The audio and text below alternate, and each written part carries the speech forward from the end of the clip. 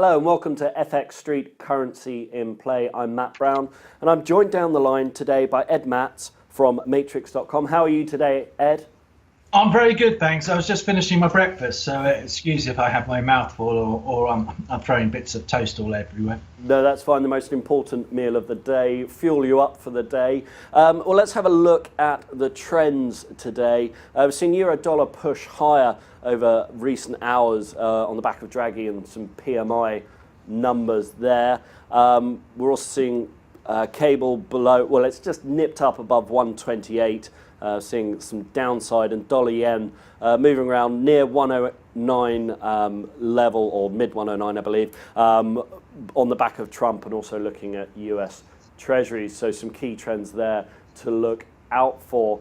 But Ed, you brought along quite a few slides today to explain to our viewers what's going on with these markets. So with no further ado, let's start off with a cartoon. This is a lot going on here, all aboard the great ship Titanic. Just talk us through this cartoon you have. Well, it's the same story, Matt. The market, we're very much of the opinion, very strong opinion, that the market is heading for a crash, even though we're still long. We're still playing the upside because there's still some mileage on the upside. But the writing isn't on the wall for a number of reasons. One is history repeats itself. Secondly, all the combination of the fundamentals, intermarket relations, breakdown of correlations, the technicals, and in fact the sentiment, with massive amounts of money going through VIX, stuffing people left, right and centre. It's all saying one thing: we are heading for a crash. Absolutely convinced of that. And we've been bullish and still bullish up to now. So we've got some credibility, I would like to think, in that score. But the point is they're stocks. Well, what does markets do generally?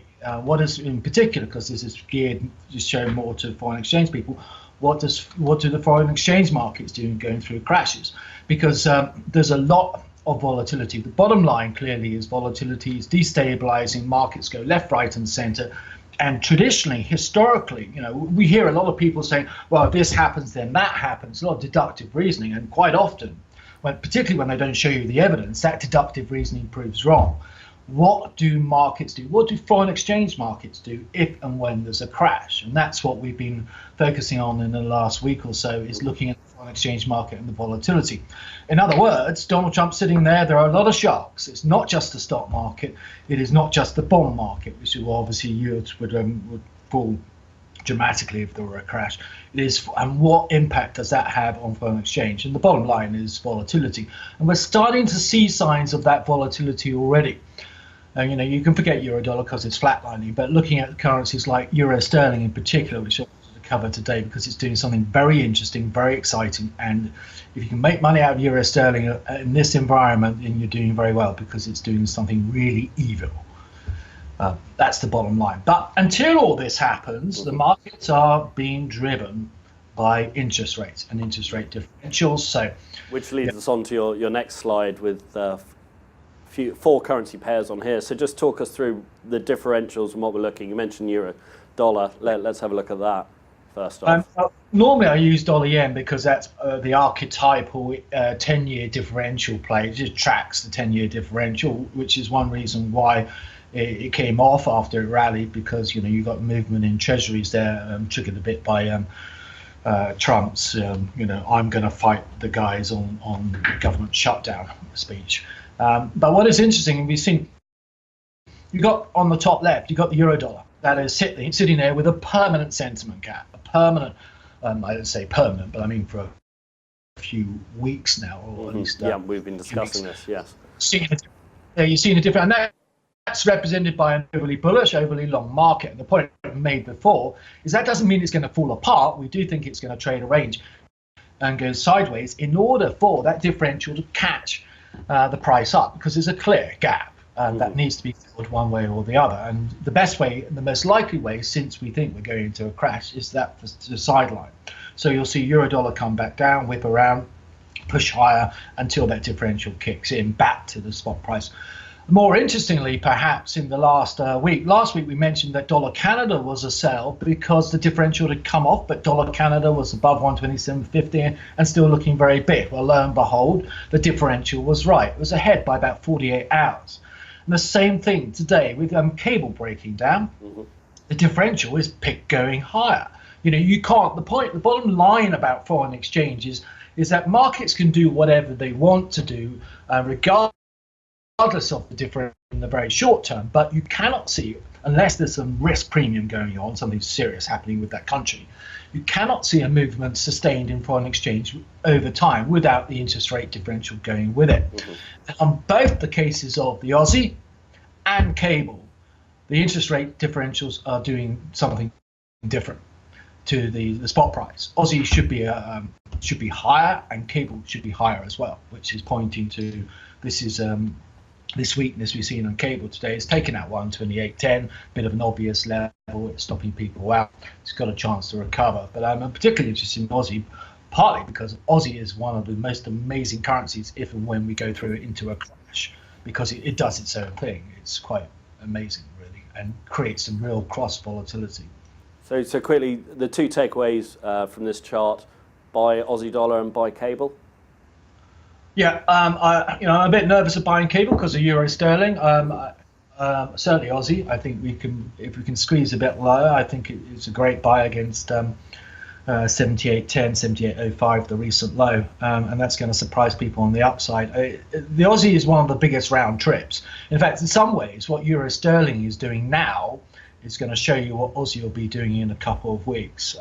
Very exciting.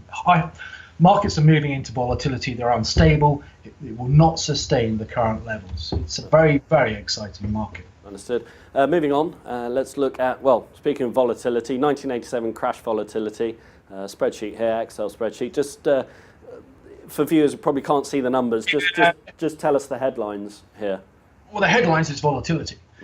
Massive volatility, and there's some the markets do what you tend to expect if and when there's a crash. The dollar sells off aggressively, particularly if it's US led, but some really counterintuitive things go on. The first thing in 1987, the first thing the dollar does on October the 19th, Black Monday, anyone who's trying to get into work like me at the time, working at Citibank, was you couldn't get into work. But the first thing that happened, markets sold off aggressive, stock markets sold off aggressively. The dollar should fall, yeah. It went monster bid. For the first 24, 48 hours, you could argue that the dollar was a safe haven place to be, so that's why it went monster bid, and then it collapsed. And the interesting thing about it is, I mentioned the Aussie just collapsed. I mean, you could argue things are different, and clearly they are different. The interest rate environment in 1987 is quite different to what it is now, even though the price action is quite similar. The levels were different. The Fed was hiking. Interestingly, in 1987, the Fed was hiking in a disinflationary growth environment. And that's what we're seeing now. The Fed has been hiking rates. They're talking about balance sheet reduction, which effectively is the same thing. It's tightening in a disinflationary growth environment. So, I mean, that's the fundamental case for a crash. But the price action is also reflecting that. And there's a couple other weird things like gold. Anyone who wants to see this in greater detail, we do a free weekly newsletter every week, and it's got this table there if you can't see it now. Some of the interesting things like that is gold, safe haven. You would expect gold to go through the roof in the crash. Yeah, it does, but don't blink because it goes crashing back down because of disinflation. One of the most interesting markets out there isn't in fact the Aussie, it's the Kiwi. The Kiwi in 1987 crashed 17.5% in 4 days. I mean, that's the standout, That's the Kiwi is, anyone who doesn't know, is a risk appetite currency. It does well when stocks are going higher. It's a yield play. If you're worried about, you don't care about yields, you want safety, you hit the Kiwi. Now, back then in 1987, both New Zealand and Australia were far more fragile than they are now. It's got the same gold background or dairy background, strength of the economy. So, I'm not saying everything is the same and will happen exactly the same, but you get a clear idea of what should happen going into and out of a crash. And stock markets are doing the same thing. They're following templates, 1929, 1987, and even DAX is guiding us in the short term, repeating what it did 2015. So it's all kind of very exciting, very volatile. Understood. Next up, the Euro Sterling Fat Finger Fractal. Just briefly talk us through this chart. Well, the great thing about markets, Matt, is that they don't all happen at the same time. I mean, if you've got 10 positions on, thank goodness they don't all move at the same time, because if you get it wrong, you've got to get out of 10, and if you get it right, you've got to all think about taking profit. They move in sequence, partly because of the flows, partly because of the time zones, and partly because they each have different drivers. Now, in the case of euro sterling, what is really interesting is that it's showing the volatility is there. It's showing inherent stability. Euro sterling, we've been bullish. Euro sterling feels like a month of Sundays, looking for the rally from the 83 consolidation base back up to the fat finger high. And it's taken an incredibly long time to get there. But now it's there, it's suddenly shifting. Yeah, and what it's doing is a repeat of the fat finger event in October last year. I don't know if you remember that. Fat finger, billions went through in the sterling market, and it just went ballistic. Now, part of the problem is when you look for a retest of that level, is what is the level? Yeah, some have it at 92.40. I have it, my Reuters rather has it at 93.55. So the question is, where is that level? But it's going for it, and it's going to do something very, very similar. So it's a great play. But one of the takeaways, which I didn't highlight, didn't mention about 1987, and this again is counterintuitive, is one of the greatest beneficiaries of the crash was cable. If you put that into a Brexit context, given that cable's been so weak, that makes it really exciting, because there's a lot of people are going to jump onto cable if it starts shifting, and it obviously would shift higher, but not yet. So if you take that, going on to the next slide. Yep, next up, euro sterling. I was going to cover Aussie today because I thought Aussie was interesting, but the events of, Draghi speaking, which everyone reckons is hawkish, is why euro gone up. But it's probably more PMI again, same story about resurgence, economic growth, taper, etc., stronger interest rate movements there, or implications of taper or tightening in Europe, and therefore the euro's gone bid.